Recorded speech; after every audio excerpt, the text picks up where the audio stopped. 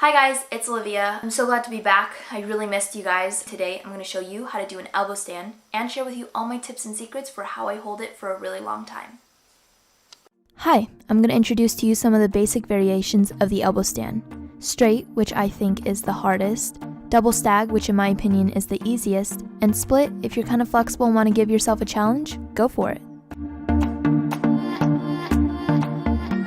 Now I'm going to show you a few stretches you can do before attempting the elbow stand. It's not required to stretch before doing an elbow stand, but I think you should because your body will be able to work with further range in motion, and it's going to help you out if you fall, and you'll see why later.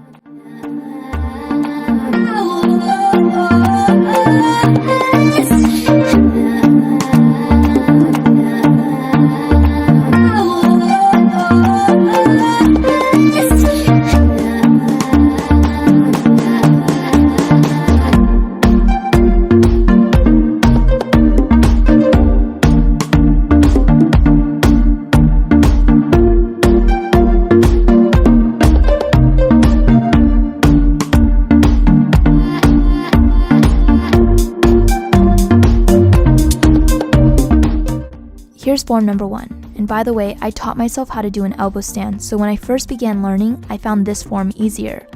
But eventually you want to switch over to form number 2 once you're comfortable because you'll have more options for balance tips.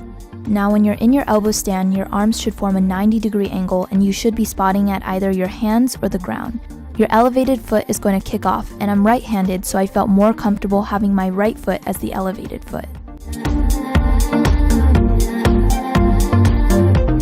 Here's a little diagram I made for you if you want to screenshot this and use it as a reference.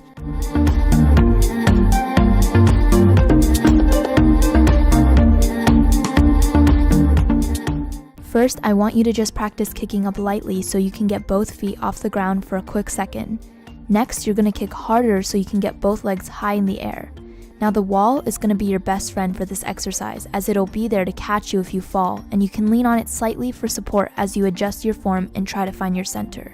Eventually, you're going to have to say goodbye to your best friend and practice on your own. Make sure you're working on a soft surface, and this is an example of how you would fall. You would land in a bridge on your elbows, and remember when I said that stretching would help you later on? Well, this is what I mean. This is one of the stretches I showed you in step 2.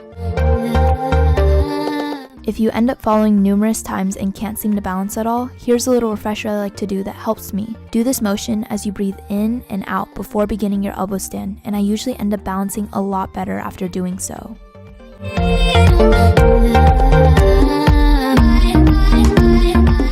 Finding your center is the ultimate tip to balancing your elbow stand. Notice how my butt is kind of directly above my head, and also I'm maintaining the natural curve in my spine, and that is basically your center.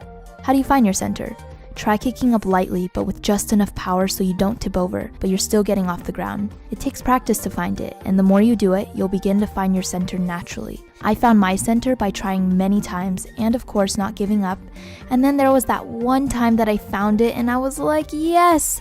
But then I lost it the next 5 times, but I kept practicing, and eventually it became a habit, and I automatically would find my center whenever I practiced.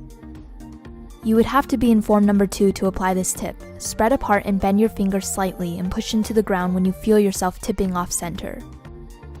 Tip number 3. Having strength in your arms and core is a given for improving your balance. If you're in need of a good arm or core strengthening workout, I recommend checking out my arm and ab workout videos.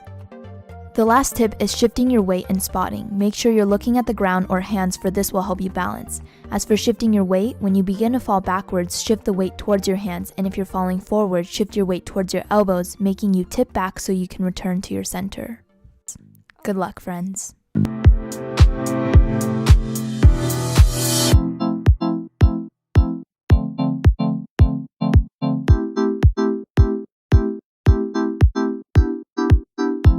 They say,